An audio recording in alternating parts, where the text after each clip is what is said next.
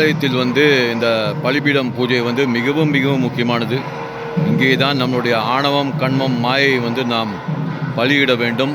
இந்த பூஜை நேரத்தில் அமைதியாக இருக்கிறது மிகவும் அவசியம். நன்றி, வணக்கம். வெற்றிவேல் முருகனுக்கு. மாறான் மார்த்தாண்டர் ஆலயம், சிவன் சந்நிதி. ஓம் நம சிவாய.